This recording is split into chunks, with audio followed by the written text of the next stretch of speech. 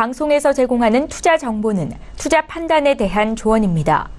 방송에서 제공하는 주식의 가치, 가격 상승 및 가격 하락에 대해서는 방송사에서 보장하지 않습니다.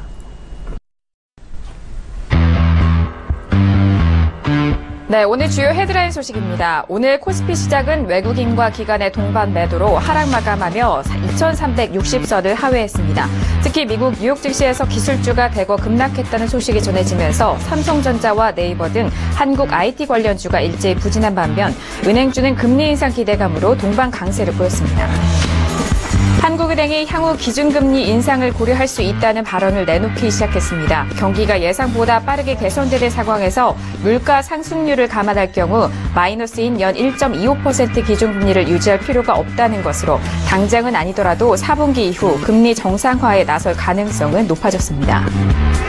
한국 조선업계의 1월에서 5월 누적 선박 수주량이 2년 만에 세계 1위를 자리를 되찾았다는 소식입니다. 글로벌 조선시황 회복세가 완연한 가운데 선주들의 중국 대신 기술력 높은 한국 조선소의 발주를 대폭 늘린 덕이라는 분석입니다. 문재인 정부 출범 이후 새롭게 추진하는 정책에 대한 기대감으로 증시에서 정책 테마주들이 요동치고 있습니다. 새 정부 출범과 함께 부상한 정책 테마주로는 남북 경협과 4대강 복원, 4차 산업혁명과 치매 등으로 정부 정책과 관련된 사업을 하지 않는데도 막연한 풍문 탓에 테마주로 묶인 경우도 적지 않아 투자자들의 주의가 요구된다는 소식입니다.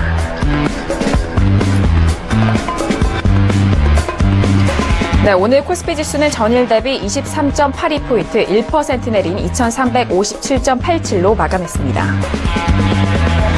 코스닥 지수는 1.38% 하락한 664.84로 장을 마쳤습니다. 유가증권 시장에서는 외국인과 개인의 동반 순매도, 반면 개인 홀로 순매수 이어갑니다. 코스닥 시장에서도 외국인과 기관 순매도, 반면 개인 홀로 1,000억 원 이상 순매수합니다.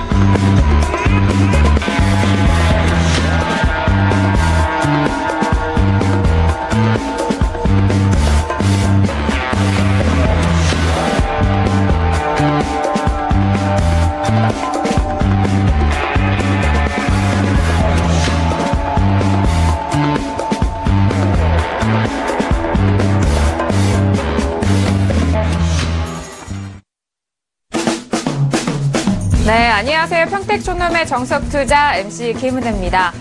다시 월요일이 됐습니다. 월요일 시장 잘 대응을 하셨나요? 자, 오늘 양시장 모두 1% 넘게 하락을 하면서 조정에 들어가고 있는 그런 쉬어가는 움직임을 보여줬습니다. 자, 이럴 때 쉬어갈 때 매수 시점이지 않을까 뭐 그런 생각도 하시는 분들도 있으실 텐데 오늘 정웅 대표님과 1시간 동안 함께 하시면서 오늘 시장에 대한 꼼꼼한 분석과 함께 내일장 대응까지 챙겨가시길 바라겠습니다. 샵 0082번으로 여러분께서 가지고 계신 종목에 대해서 보내주신다면요. 대표님과 함께 상담을 도와드리는 코너도 진행을 하고 있습니다. 샵 0082번으로 문자도 많이 보내주시길 바라겠고요. 저희 방송 중에 제공하는 정보는 전문가의 조언입니다. 예, 투자 시 참고만 하시고요. 시청자 여러분들의 직접적인 판단으로 현명한 투자하시길 바라겠습니다. 자, 월요일인데요. 월요일 날도 함께 해주실 정웅 대표님을 지금 소개합니다.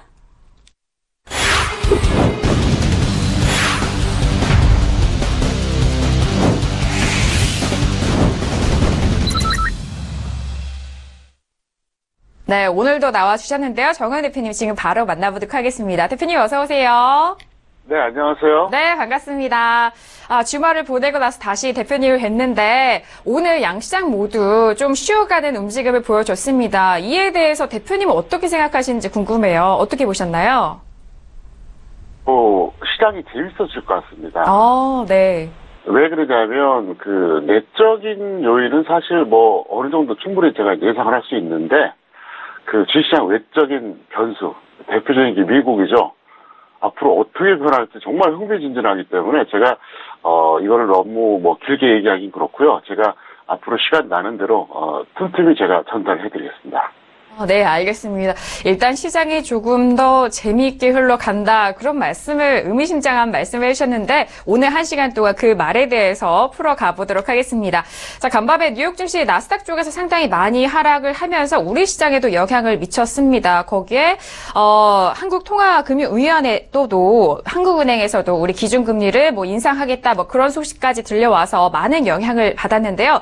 자, 그렇다면 오늘 우리 시장은 대표님이 어떻게 정리를 해주셨을까요? 오늘장 한마디 바로 들어보도록 하겠습니다. 화면 통해서 만나보시죠. 네, 평택촌놈의 오늘장 한마디입니다. 다중고점 위기 벗어나기 위한 필연적 조정이라고 꼽아주셨네요.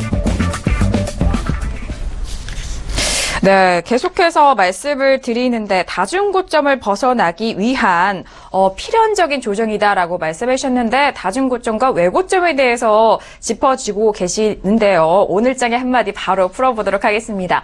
대표님, 오늘장 한마디로 본다면은 오늘의 조정이 좀 괜찮은 조정인 것 같아요. 어떻게 풀어볼 수 있을까요? 필연적으로 조정을 받아야 됩니다. 제가 금요일 방송에서 그렇게 말씀드렸었잖아요. 만약에 코스피가 종가 기준으로 2,400선을 넘으면 이렇게 되면 다중고점이 형성될 것이다. 이렇게 얘기했습니다. 그러면서 그렇게 되면 지금보다 좀 덜 올라가고 만약에 외고점 형태면은 더 많이 갈 수 있다. 이렇게 얘기했잖아요. 그래서 사실 저는 좀 긴장이 되기도 하고 한편으로는 밀리길래 다행이다 생각이 들었어요. 왜 그러냐면, 다중고점이 형성되면 가장 힘든 게 누굴까요? 개인 투자자예요.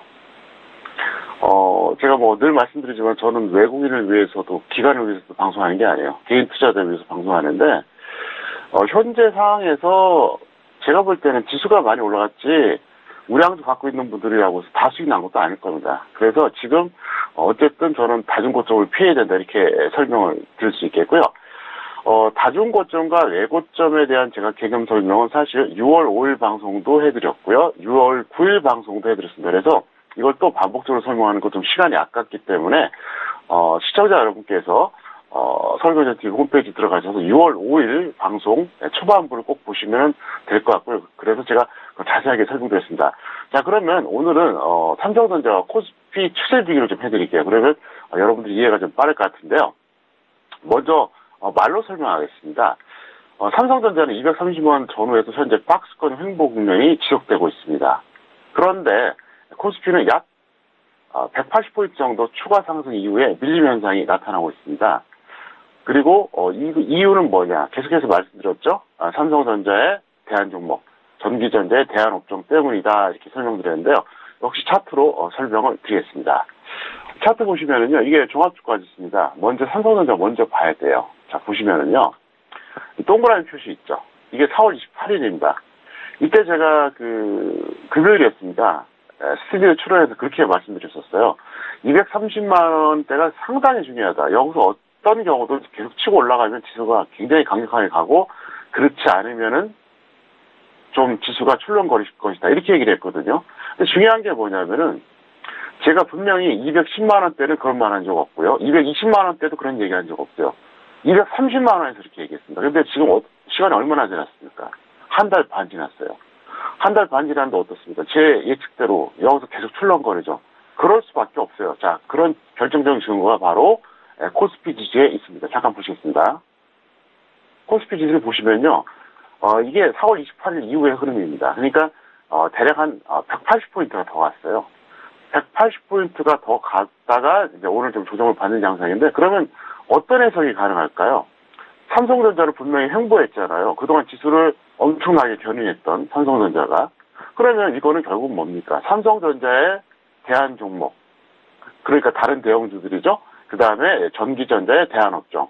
예를 들어서 대한 종목 같은 경우는 잘 아시는 것처럼 시가총액 상위 종목들 골고루 돌아가면서 올라갔고요. 그 다음에 최근에 금융주가 상당히 좋았잖아요. 예, 그거 덕분에 올라간 거예요. 그래서 왜 이 말씀을 드리냐면은, 지금 제가 보는 관점에서는 어쨌든 삼성전자가 여기서 계속 치고 올라가지 않는 한 허무하게 내려갈 가능성이 높습니다. 그래서 굳이 이제 예상을 해드린다면, 여기서 조정을 받잖아요. 그렇게 되면 21선은 깨질 가능성이 상당히 높아요.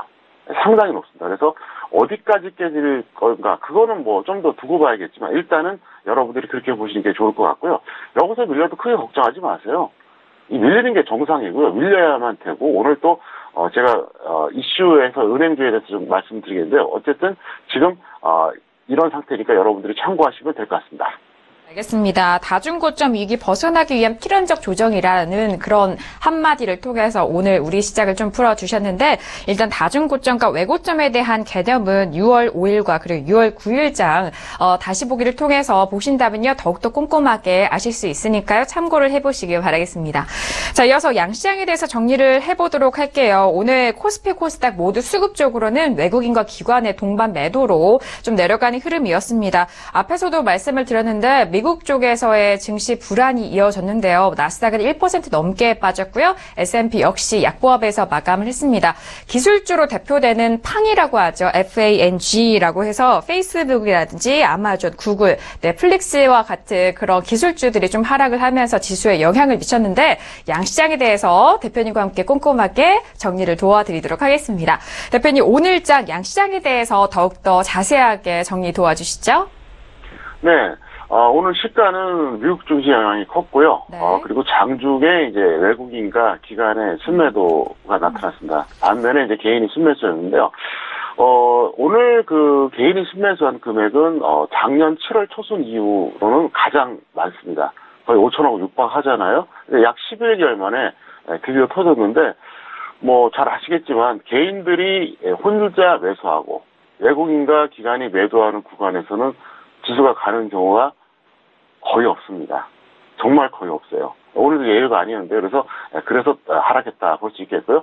코스닥 같은 경우는 사실 오늘 밀렸지만 이렇게 보시면 돼요. 코스피도 하락한 데다가 최근에 급등을 해줬었잖아요. 그래서 그런 영향이지 않나 이렇게 생각을 하고 있고요. 삼성전자는 제가 좀 전에도 말씀드렸었죠. 4월 28일 이후에 230만 원 저항선을 계속 뚫지 못하기 때문에 오늘 또 하락세인데 아마도 당분간은 그렇게 이어지지 않을까 이렇게 생각하고 있습니다.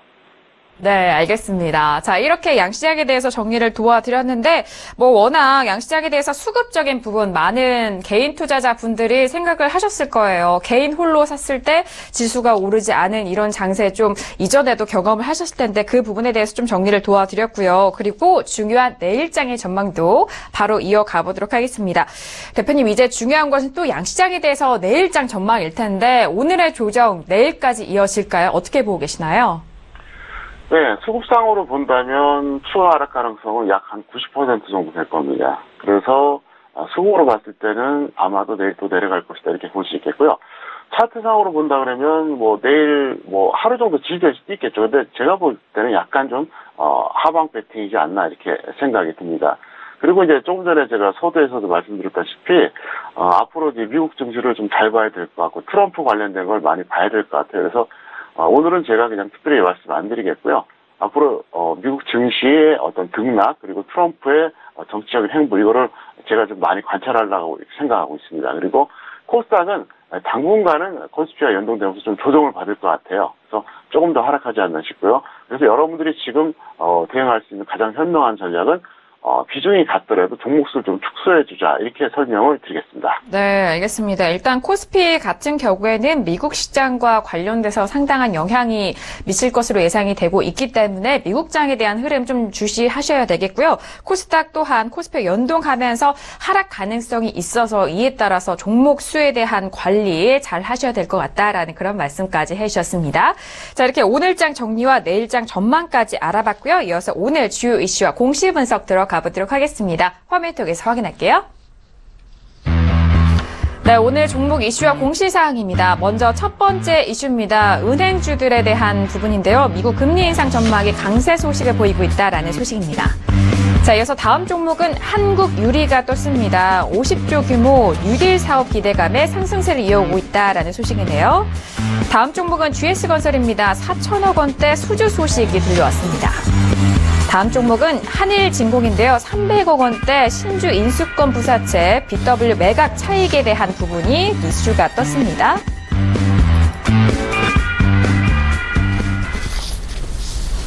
네, 첫 번째 소식은 역시 은행주가 올라왔습니다. 아무래도 6월에는 또 FOMC 회의가 예정되어 있습니다. 금리 인상에 대해서 가능성이 상당히 높고 또 앞에서 헤드라인 뉴스를 통해서도 말씀을 드렸잖아요. 한국은행 쪽에서도 이제 기준금리에 대해서 인상을 해야 되는 시기가 아닌가 했는데 오늘 기술주들은 좀 하락을 했지만 은행주들, 금융주들의 같은 경우에는 좀 살아있는 흐름을 보여줬습니다. 이에 따른 이슈 분석을 대표님과 함께 해보도록 할게요. 대표님, 오늘 금리 인상에 대한 부분 우리나라 한국은행 쪽에서도 좀 거론이 된 만큼 많은 분들이 궁금해하실 것 같아요. 네, 어떻게 보시나요? 예, 오늘 은행주 상승하는 거 보면서 참 어이가 없다 이렇게 생각을 했어요. 왜 그런지 설명드릴게요. 미국의 금리 인상과 관련된 거는 이미 다 알고 있는 내용이에요. 그건 뭐 어제 오늘의 얘기가 아니고 이미 알 사람 다 알고 있고요. 또 한국은행장이 또 이렇게 말씀하신 내용을 보면은 결국 그거거든요. 경제가 나빠지면은 금리 인상을 하거나, 왜냐하면 한국 돈 가치가 하락하니까, 아니면 좋아지면은 뭐 기준금리 인상하겠다 그러는데 그것도 역시 시간 문제예요. 그러니까 저는 어떻게 생각하냐면 어차피 현재 상태에서 아주 특별한 변수가 있지 않는 한 미국의 금리는 점진적으로 인상할 게 거의 확실하고요. 한국도 따라갈 수밖에 없어요. 왜냐하면은 미국 금리하고 역전되면은 아주 곤란해 버리잖아요. 근데 제가 왜 지금 어이가 없다 그랬냐면은 이건 저의 주장이 아닙니다. 그 국책 연구기관이라든가 민간 연구기관에서 우리나라 은행업의 그 경쟁률이 상당히 떨어진다고 발표한 적이 있었어요. 그게 작년 얘기예요. 그럼 1년도 안 됐는데 크게 달라지지는 않았겠죠. 경쟁률이 하여간 무지막지하게 떨어진다고 얘기를 했어요. 왜냐하면 뭐 너무 땅집회 험치기 장사를 했잖아요. 그래서 지금 어떻게 보면 제가 볼 때는 어떤 그 이슈보다도 유동성하고 여러 가지 이유를 갖다 보셔도 좀 더 오른다 이렇게 볼 수 있기 때문에 저는 어쨌든 지금 이렇게 보시는 게 좋을 것 같습니다. 만약에 보유자 같은 경우에 평가이익은 매도하시고요. 평가 손이면 본전 또는 10% 손절 정도 하시면 좋겠고요. 미보유자는 관망해 주는 게 저는 더 합리적이라고 생각합니다. 네, 알겠습니다. 은행주에 대한 부분을 좀 짚어드렸습니다. 오늘 이주열 한국은행 총재가 한은 창립 67주년 기념 연설에서 앞으로 경기 회복세가 지속하는 등 경제 상황이 더 뚜렷하게 개선한다면 통화정책 완화 정도의 조정이 필요할 수 있다라고 하면서 금리 인상의 가능성을 언급을 했다라는 그런 부분이 있습니다. 이에 따라서 은행주들 오늘 좀 움직였는데 대표님께서는 미보유자에 대해서는 좀 관망을 하면서 지켜보자라는 그런 말씀을 해주셨으니까요. 참고해서 대응을 해보시길 바라겠습니다. 자, 이어서 다음 이슈 확인을 해보도록 하겠습니다. 한국유리가 떴는데요. 50조 규모 뉴딜 사업 기대감의 상승세로 마감을 했습니다. 오늘 5% 가까이 상승을 해줬고요. 한국유리 같은 경우에는 뭐 자동차용 판유리라든지 각종 건축용 유리를 생산하는 업체인데, 자, 오늘 이 이슈에 대해서 대표님과 함께 전략 들어보도록 하겠습니다. 대표님, 한국유리 오늘 상당히 올라와줬고 윗꼬리가 상당히 길어요. 어떻게 보시나요? 네, 이 종목 같은 경우에는 사실 오늘 그 재료가 나와서 올라가기보다는 그 전에 이미 움직였던 종목입니다. 그래서 그걸 먼저 말씀드리겠고요. 적정 주가는 현재 96,500원으로 약 3분의 1 수준에서 이제 움직인다 볼 수 있습니다. 그래서 이 종목은 일단 보유자는 홀딩해 주시고요. 미보유자는 전업 중기로 약 33,000원, 31,000원 정도 프라임에서 하시면 될 것 같고요. 잠깐 화면 보시겠습니다.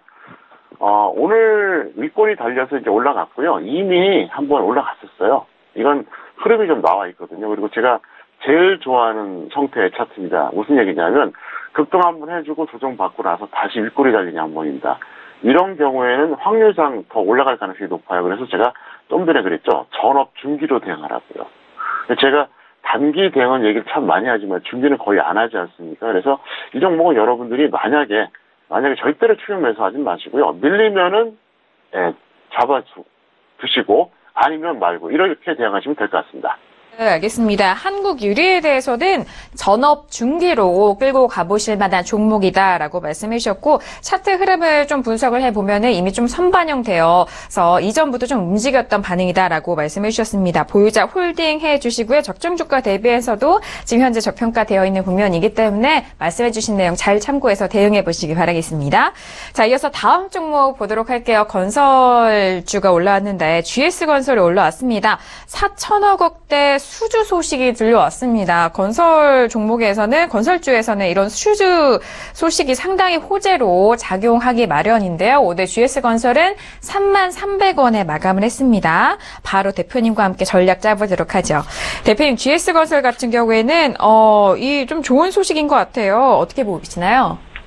네, 수주했다 그러면 좋긴 하죠. 근데 이제 좀 아시는 분들은 아시겠지만, 이 건설회사들이 수주했는데 이제 가끔 적자가 나는 경우가 있어요. 대표적으로 이제 중공업 관련주들이 망가진 이유가 뭡니까? 프렌트 산업에 수주를 땄는데 오히려 적자 봐서 그래서 안 좋아서 진 거거든요. 사실은 물론 이제 조선업 부진도 있었지만, 그래서 일단 긍정적으로 볼 수 있는데 차트상으로 본다 그러면 이게 호재가 맞나 이런 생각이 들 정도로 약간 미미합니다. 그래서 이 종목은 이렇게 해보세요. 그냥 보유자는 그냥 홀딩하시고요. 굳이 던질 필요 없을 것 같아요. 근데 미보유자는 121선 아래에서 매수하시는 게 좋을 것 같습니다. 잠깐 화면 보시겠습니다. 보시면은 오늘 양봉이 나오면서 이제 플러스가 됐죠. 그런데 이제 수주 관련 호재가 나는데 중요한 거는 저는 그런 얘기를 하고 싶어요. 수주가 없어도 반등 나올 자리라는 거죠. 네, 이미 조정을 충분히 받았거든요. 그래서 이게 재료가 반영되는데 이 정도밖에 안 가나 이런 생각이 듭니다. 그래서 일단 이건 홀딩해 주시기 바라겠고요. 없는 분들은 어떻게 하느냐. 121선 아래가 되면 한번 적극적으로 가담해도 나쁠 것 같지 않다. 자, 이 종목은 누가 할 수 있다고요? 네, 직장인들 하셔도 좋을 것 같습니다. 네, 알겠습니다. GS건설 같은 경우에는 보유자는 홀딩을 하면서 계속적으로 보유해 보시고요. 미보유자에 대해서는 121선 이탈 시에 대한 부분 매수 타이밍 잡아드렸으니까요. 잘 참고해서 대응해 보시기 바라겠습니다. 자, 이어서 다음 종목 보도록 하겠습니다. 한일진공이 떴습니다. 300억 원대 BW 매각에 대한 소식이 들려왔습니다. 오늘 상한가에 마무리가 됐고 상당한 갭상승으로 시작을 해서 상한가까지 오늘 3,480원에 마감을 했습니다. 전거래일 때는요 2,000원대에 있던 주가인데 오늘 상당히 많이 올랐거든요. 바로 대표님과 분석을 해보도록 하죠. 대표님, 한일진공이 오늘 상당한 흐름 보여줬네요. 어떻게 보시나요? 네, 이 종목은 제가 굉장히 좋아하는 종목이에요. 적정 주가는 5,000원이니까 지금보다 좀 더 높죠. 그러니까 여전히 저평가되어 있다고 볼 수 있겠고, 보유자는 홀딩하시고요. 미보유자는 전업 단기로 5일선과 60일선 두 번에 걸쳐서 분할하면서 하시면 될 것 같습니다. 잠깐 화면 보시겠습니다. 이 종목 왜 제가 좋아하냐면 저는 한 2, 3개월에 한 번씩 못 얻으면 수익 날 수 있는 종목을 하나씩 제가 제공을 해드리거든요. 보통 1년에 많으면 한 5, 6개, 작으면 2, 3개. 확률이 되게 높은 거예요. 이 종목은 제가 2014년이었어요. 그때 1,000원 왔다 갔다 할 때 제가 그렇게 말씀드린 적이 있었어요. 투자자분들한테 언제 갈지 모르겠지만 이건 묻어두면 간다. 그리고 너무 저평가되어 있다. 그랬는데 결국은 올라가더라고요. 그러니까 그 이후로 6,000원까지 갔으니까 상당히 올라갔죠. 그리고 나서 이제 조정을 받았는데 한일진공 같은 경우에는 제가 볼 때는 아직까지 충분히 이제 이게 살아 있습니다. 그래서 오늘 상한가 갔기 때문에 여기에 무조건 우리가 추격해서 한다. 이건 아닌 것 같고요. 5일선하고 21선 말씀드렸는데 5일선은 아마도 내일 많이 올라갈 겁니다. 지금보다 많이 올라갈 거예요. 왜냐하면 5일선은 5일의 평균치기 때문에 그렇거든요. 그래서 5일선에 한번 21선에 한번 접근하시면은 무난하지 않을까 이렇게 생각하고 있습니다. 네, 알겠습니다. 한일진공 같은 경우에는요 적정 주가 대비 저평가되어 있기도 하고요. 보유자에 대해서는 홀딩이고요. 그리고 미보유자 관심 있으신 분들은 5일선과 21선을 좀 이용해서 분할 매수해 보시라라는 전략까지 드렸습니다. 잘 참고해서 대응해 보시길 바랄게요. 자, 오늘 주요 이슈였습니다. 이어서 본격적으로 오늘의 종목들 만나봐야 할 텐데요. 먼저 오늘의 우량주 화면 통해서 확인합니다. 네, 평택촌놈의 오늘의 우량주입니다. 첫 번째 종목은 네이버가 올라왔습니다. 두 번째 종목도 확인합니다. LG이노텍이 올라왔네요. 네, 오늘의 우량주 첫 번째 종목은 네이버입니다. 계속적으로 이 말씀을 좀 드리는 것 같은데, 미국 증시에서 나스닥에 대한 그런 하락폭에 이어서 오늘 우리 증시가 상당히 영향을 받았는데, 그 종목들 중에 하나가 또 네이버였고요. 두 번째 우량주였던 LG이노텍까지 좀 많은 언급을 받았습니다. 그렇다면 첫 번째 네이버부터 알아봐야 할 텐데, 오늘 7% 가까운 하락세를 보였고요. 89만 5천 원에 마감을 했습니다. 전거래일에는 6월 9일이죠. 최고가가 97만 5천 원까지 올라왔던 주가였는데요. 오늘 오늘 상당히 빠진 부분이 있죠. 대표님과 함께 바로 전략 세워보도록 하겠습니다. 자, 대표님, 네이버가 오늘 많이 빠졌기도 했고 오늘 하루 시장에서 많은 투자자분들이 거래를 많이 했던 종목이기도 해요. 대표님은 어떻게 보시나요? 이쪽에 배팅했던 펀드가 있다면 이제 운이 없는 거죠. 기껏 금요일날 좀 억지로 올려놨더니 미국 기술주가 빠짐으로써 이제 한마디로 깁이 센 거죠. 그래서 그 말씀부터 드릴게요. 이 종목은 어쨌든 적정 주가가 21만 1,400원입니다. 현재 제가 계산한 기준입니다. 그러니까 아직까지도 상당히 고평가되어 있죠. 그래서 보유자 매도하시고요. 미보유자는 전업 단위로 120선까지 기다려보자 이렇게 설명드릴 수 있겠는데 제 판단은 그래요. 어차피 추세적으로 본다 그러면 그게 길게 보면은 적정 주가대로 오거나 아니면 비슷하게 움직이거든요. 그래서 이 종목 같은 경우 일단 너무 고평가되어 있으니까 혹시라도 단기 매매는 제가 반대하지 않습니다. 그런데 중기 매매는 절대로 반대한다. 분명히 말씀을 드리겠습니다. 네, 알겠습니다. 네이버 같은 경우에는 보유자에 대해서는 매도라는 그런 분석을 해드렸고요. 미보유자에 대해서는 121선을 이용해서 접근을 해보자, 전업 단기로 접근을 해보자라는 말씀을 해주셨습니다. 지난주 금요일에 90만 원대 그리고 오늘은 80만 원대에 마감을 했는데 시가총액도 다시 3조 원 이하로 이 때문에 좀 떨어지는 면이 있었고요. 그리고 매도 쪽에서는 외국계 증권사 쪽에서도 많이 수급적으로 이탈되는 부분이 보여졌습니다. 이 부분 잘 참고해서 대응해 보시기 바랄게요. 자, 이어서 다음 종목도 확인합니다. LG 이노텍이 또 올라왔습니다. LG 이노텍 같은 경우에도 6% 가까이 빠졌고요. 14만 7천 원에 마감이 됐습니다. LG 이노텍도 간밤 미국 증시 기술주들의 하락과 함께 하락세를 보였는데 애플 쪽에서의 소식이 많은 영향을 미친 것 같습니다. 자, 대표님, LG 이노텍도 오늘 미국장에 영향을 많이 받은 것 같은데요. 어떻게 분석할 수 있을까요? 네, 전기전자가 전체적으로 영향을 좀 받았죠. 그런데 그래요. LG전자 같은 경우는 사실 그래도 현재 주가가 그래도 저평가되어 있습니다. 왜냐하면 LG전자는 이론적인 저의 적정 주가는 15만 원짜리거든요. 그런데도 불구하고 제가 던지라 그러잖아요. 근데 이노텍 같은 경우는 지금 이론적인 적정 주가도 14만 원밖에 안 돼요. 솔직히 말해서 저는 이거 충분히 갔다고 생각하거든요. 더 갈 수도 있어요. 하지만 욕심낼 단계는 지났다 이렇게 볼 수 있겠고요.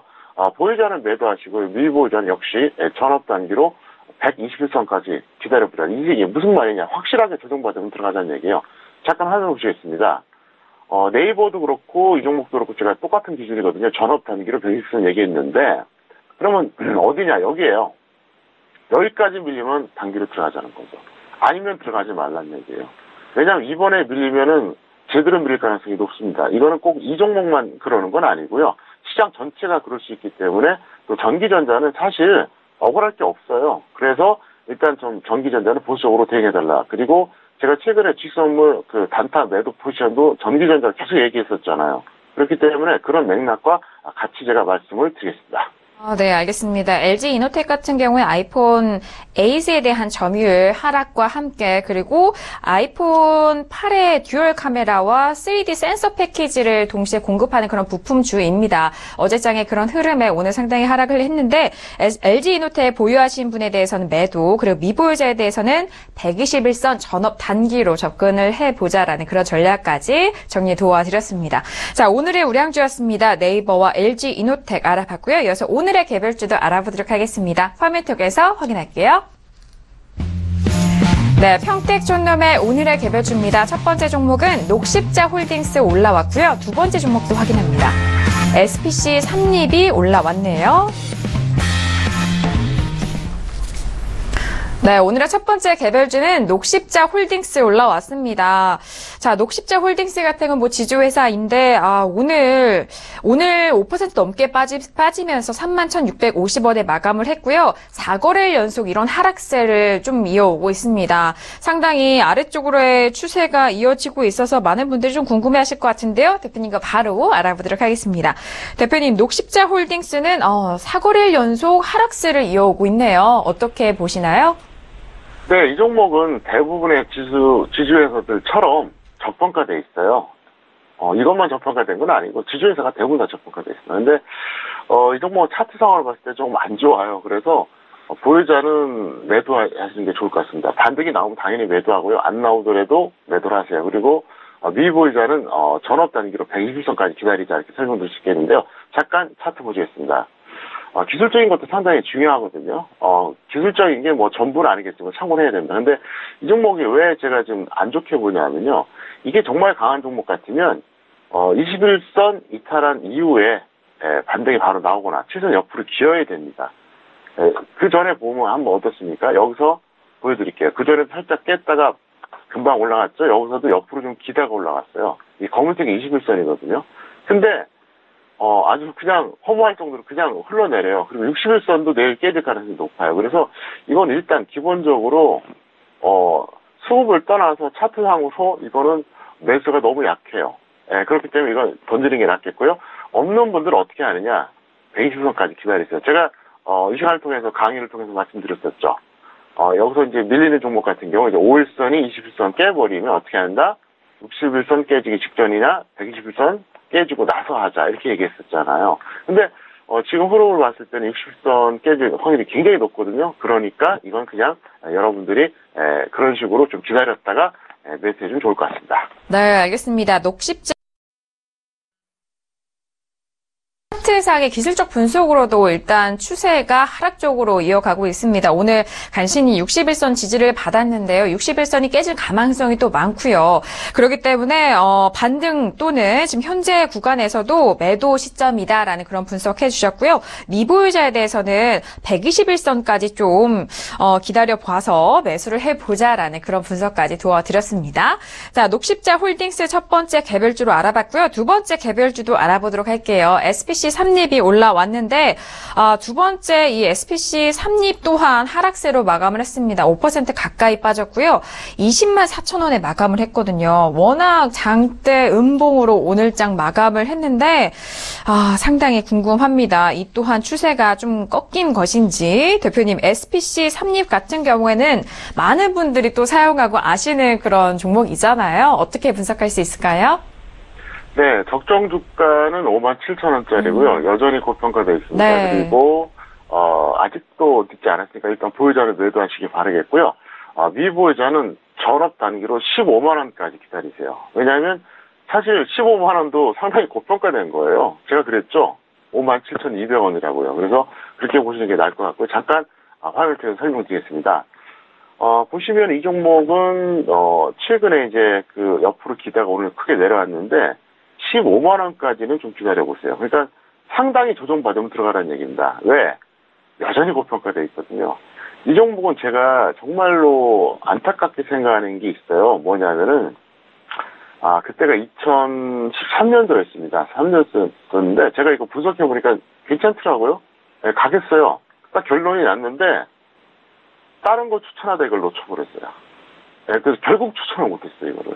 근데 왜 그러냐면 이거는 여러 가지로 갈 수밖에 없는 상황이 있었습니다. 그리고 이제 이거 시나리오, 스토리를 아시는 분들은 아시겠지만 원래 이게 넘어갔었어요. 다른 데로 넘어갔다가 그 장남이 아닌 차남이 열심히 사업해서 번 돈으로 다시 그걸 인수한 거라서 굉장히 좀 스토리가 있는 기업인데 어쨌든 지금 고평가되어 있다 이렇게 볼 수 있겠고요.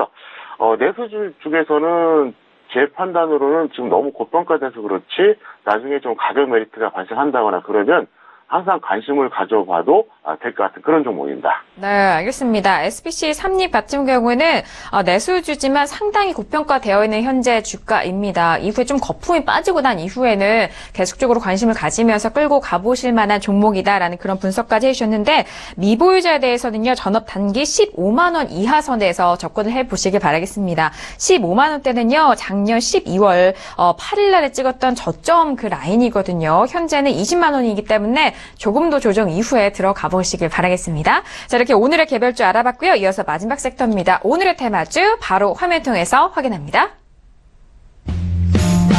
네, 오늘의 테마주입니다. 첫 번째 종목은 메커스고요. 두 번째 종목도 바로 알아봅니다. YN텍이 올라왔네요. 네, 오늘의 첫 번째 테마주는 메커스가 올라왔습니다. 오늘 5% 넘게 상승했고요. 4,400원에 마감이 됐습니다. 지난 4월 5일 최고가 4,990원을 기록한 이후에 4,000원대에서 좀 움직이고 있는데요. 바로 대표님과 분석해봅니다. 대표님, 메커스 오늘 테마주로 꼽아주신 이유가 어떻게 될까요? 네, 이 종목 같은 경우는 이제 비트코인 관련주예요. 그래서 제 판단으로는 지금 탄력이 더 이어질 것 같아요. 그래서 보유자는 홀딩하시고요.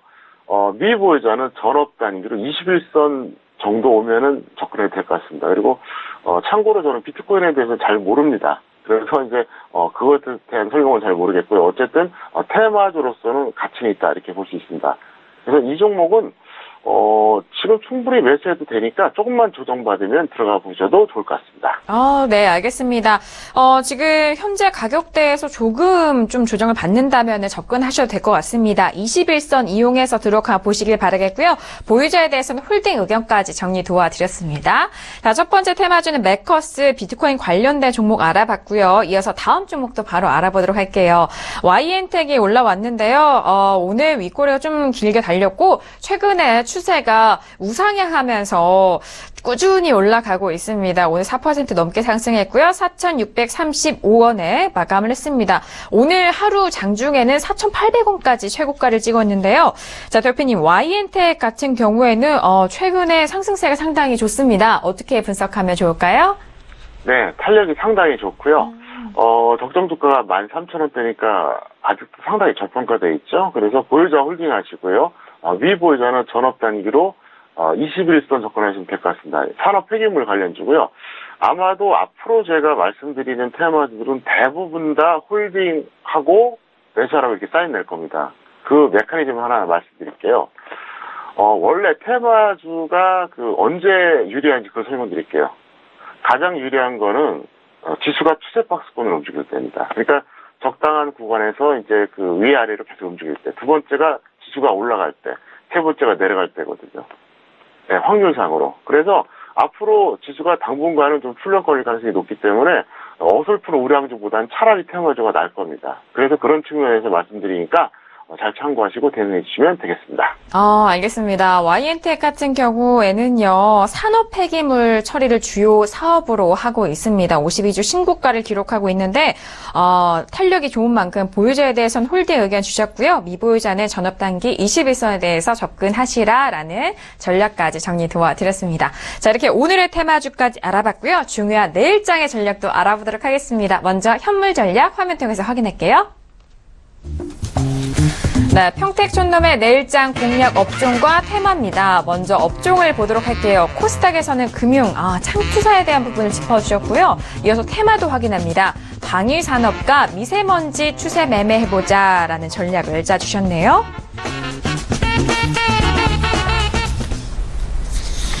네, 공략 업종에 대해서는 코스닥 쪽에서는 금융 쪽에서 좀 짚어주셨고 방위산업이 다시 올라왔습니다. 대표님, 전략에 대해서 지금 설명 들어봐야 할 텐데 업종과 테마, 네, 그 부분에서 설명 도와주시죠. 네, 코스피에는 증권, 코스닥은 창투사, 이게 대표적인 어떤 업종이라고 볼 수 있습니다. 그런데 창투사는 코스닥에서 이제 금융으로 분류되거든요. 원래 코스피 지수가 가면 증권주가 따라가고요. 코스닥이 가면 창투사가 올라가요. 이게 기본적인 메커니즘입니다. 그런데 창투사는 지금 당장 여러분들이 단기로 수익 내는 차원에서 들어가자 이게 아니라 왜 이걸 말씀드리냐? 어차피 묻어두면 한 번은 갈 겁니다. 그리고 잠깐 화면을 보시겠습니다. 이게 현재 코스닥 금융 업종 지수예요. 업종 지수인데요. 참 웃기죠? 최근에 보면 간 게 하나도 없어요. 오히려 지난 3월에 한번 급등해줬다 내려왔거든요. 반면에 이번에는 이제 증권을 보겠습니다. 이건 코스피 증권입니다. 상당히 많이 올라갔죠? 네. 최근에 엄청난 각도로 올라갔습니다. 그래서 증권 업종에 비해서 금융 업종, 그러니까 이제 코스닥이죠. 이쪽은 너무 약했어요. 그래서 이거는 여러분들이 그냥 묻어두는 관점으로 들어가도 되겠다. 이런 설명을 말씀드리겠고요. 그 다음에 테마주 말씀드리겠습니다. 테마주는 왜 방위산업이고 왜 미세먼지냐? 아주 간단하게 설명드릴게요. 방위산업 같은 경우 현재 미국의 트럼프 대통령이 입지가 점점 이상해지고 있잖아요. 뉴스 보시면 다 알게 되십니다. 그래서 점점 이제 점입 가경이라고 그러죠. 계속 이제 뭔가 터지는데 어쨌든 트럼프 입지가 불안하면 북한 문제도 역시 좀 불안해질 수가 있거든요. 그래서 방위산업 중 그냥 묻어두는 측면에서 그냥 이렇게 생각하세요. 이건 보험이다 생각하세요. 여기서 큰 수익을 낸다기보다도 만약에 북한 리스크가 발생했을 때는 한번 크게 튀니까 다른 종목이 무너지더라도 버틸 수 있는 여력이 생기거든요. 그래서 그렇게 들어가 보시기 바라겠고요. 미세먼지 같은 경우에는 제가 계속해서 말씀드리죠. 아까 서두에서 그런 말씀 하셨잖아요. 뭐 우리나라 정책 관련된 거 많이 간다고. 근데 결국 미세먼지 관련된 정책은 반드시 나올 수밖에 없고요. 분명히 확실하게 나옵니다. 왜? 미세먼지의 피해를 보는 사람은 대상자가 제한적이진 않아요. 전 국민입니다. 그렇기 때문에 저는 이거는 시간 문제라고 보기 때문에 어쨌든 두 가지는 여러분들이 추세 매매로 지금 점점 조정받을 때 접근하시면 될 것 같습니다. 네, 알겠습니다. 업종과 테마에 대해서도 꼼꼼하게 짚어드렸으니까요. 이들 업종, 테마 잘 참고를 해보시길 바라겠습니다. 자, 이어서 파생 전략도 알아보도록 하겠습니다. 먼저 주식 선물 전략부터 화면 통해서 확인할게요. 네, 주식 선물 투자 전략인데요. 추세는 코스닥에서 제약 업종을 꼽아주셨고요. 그리고 단타는 코스피에서 전기전자가 올라왔습니다. 네, 바로 들어보도록 하겠습니다. 주식 선물 전략을 짜주셨는데요. 추세와 단타, 제약과 전기전자가 올라왔습니다. 포지션과 함께 설명 부탁드릴게요. 네, 코스닥 제약 같은 경우에는 제가 6월 3일 강연회 때 언급한 적이 있어요. 코스닥 제약 업종에 있는 종목 중에서 어느 하나가 있다. 근데 그게 우리나라 코스피, 코스닥 전체를 통틀어서 가장 고평가되어 있다 그랬어요. 그래서 이거는 뭐 결과를 떠나서 한번 매도 배팅해 볼 필요가 있다. 왜냐? 2,000 종목 중에서 가장 고평가되어 있다 그러면 매도 배팅 해볼 만 하잖아요. 그래서 그렇게 말씀드렸으니까 여러분들이 찾아보시기 바라겠고요.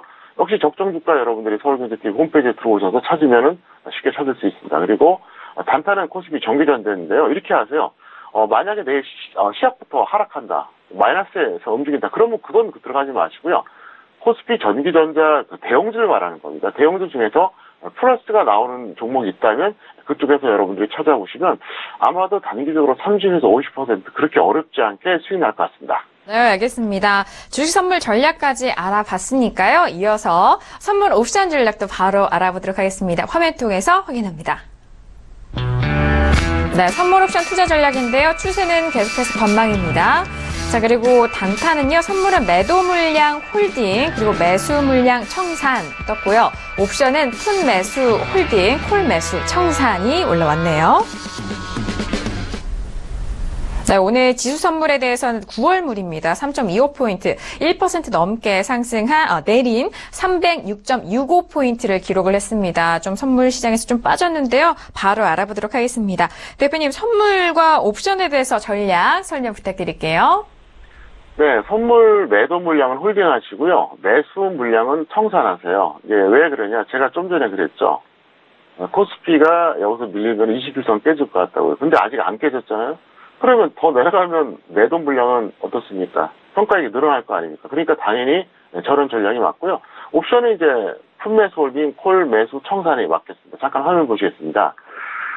이건 제가 금요일이었죠. 그때 계속해서 추가 매도하면서 평균 단가를 높이고 마지막에 약간만 남기고 다 정리하라 그랬어요. 근데 실제로 제가 실전에서 이게 310.30포인트에 매도 들어갔습니다. 그러니까 지금 나름대로 평가액이 있죠. 그래서 이거는 저는 특별한 일이 없으면 홀딩시킬 생각이고요. 만약에 뭐 이게 어떤 이유가 됐든 반등 나오면 그냥 번전해서 정리하려고 그래요. 그래서 아예 번전돼서 정리하든 아니면 홀딩하든 좀 큰 기준으로 보려고 하기 때문에 혹시라도 제가 금요일 방송에서 이제 뭐 이런저런 얘기 했었잖아요. 조만간 조정을 받아야 된다. 그리고 받을 가능성이 있다 그랬는데 혹시라도 금요일에 뭐 매도 배팅을 잘하신 분들 아니면 오늘 장 초반에 잘하신 분들은 그렇게 가도 무리가 없을 것 같습니다. 네, 알겠습니다. 선물 옵션 전략까지 정리해 도와드렸습니다. 자, 이렇게 내일의 전략까지 알아봤고요. 이어서 대표님과 함께 직접 상담 도와드리는 코너죠. 평촌에게 물어봐 시간 이어갑니다.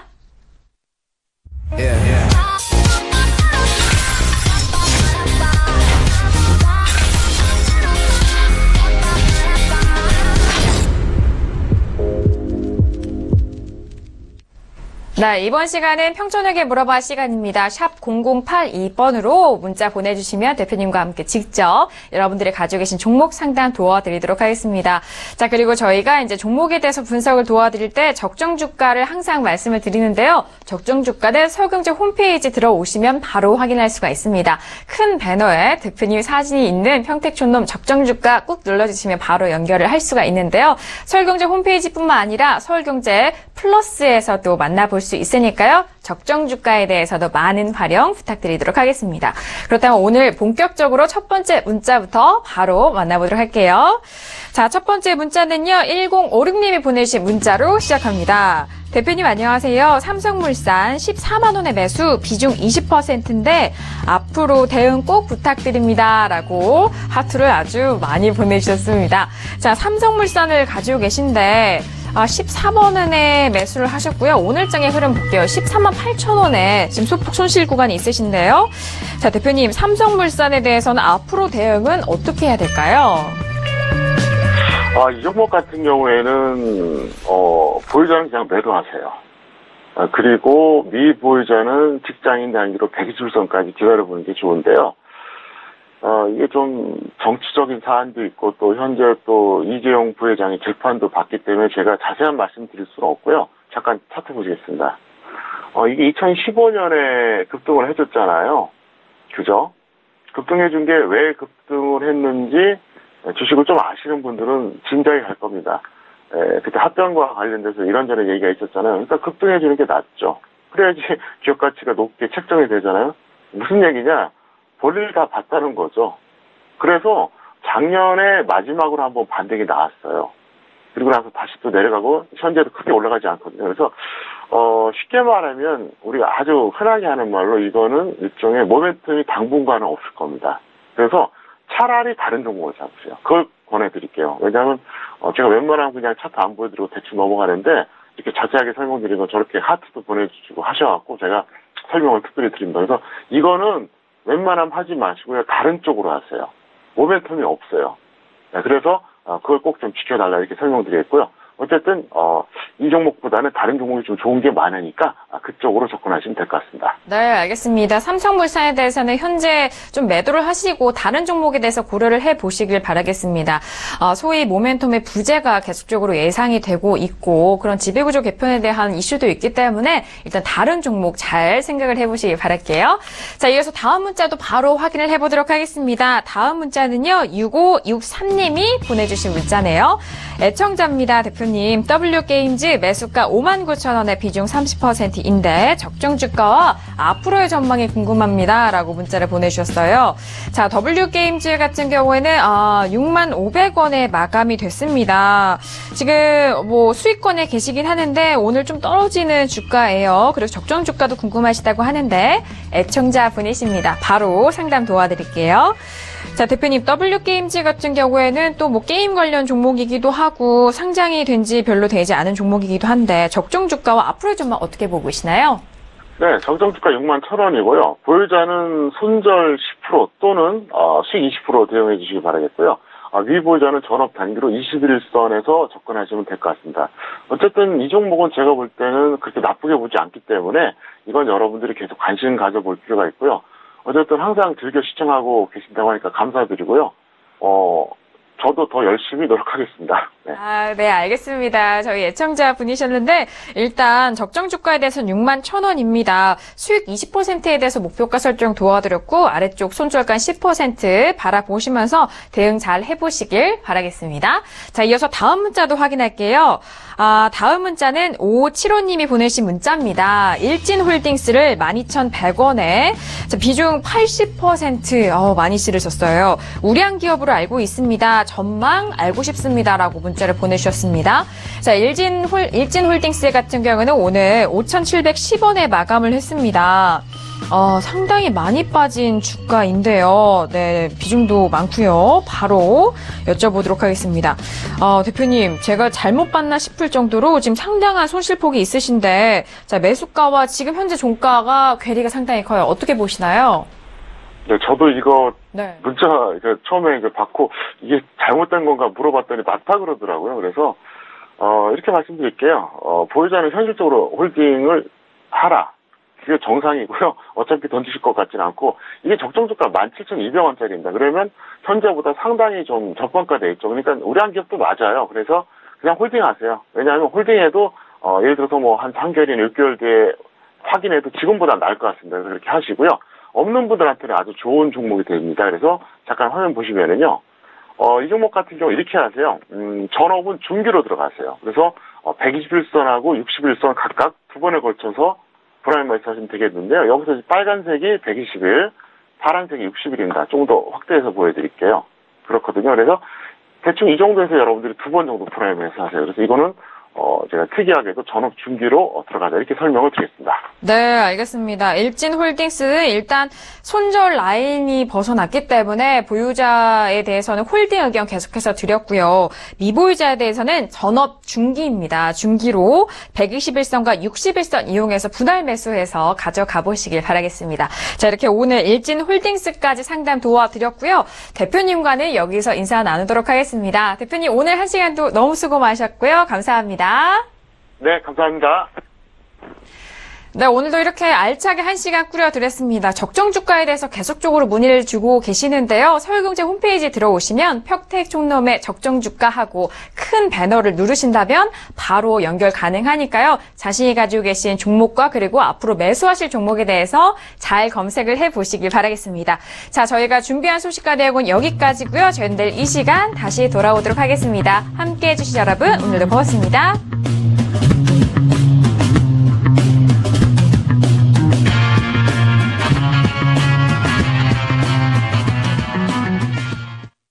본 방송에서 제공하는 투자 정보는 투자 판단에 대한 조언입니다. 방송에서 제공하는 주식의 가치, 가격 상승 및 가격 하락에 대해서는 방송사에서 보장하지 않습니다.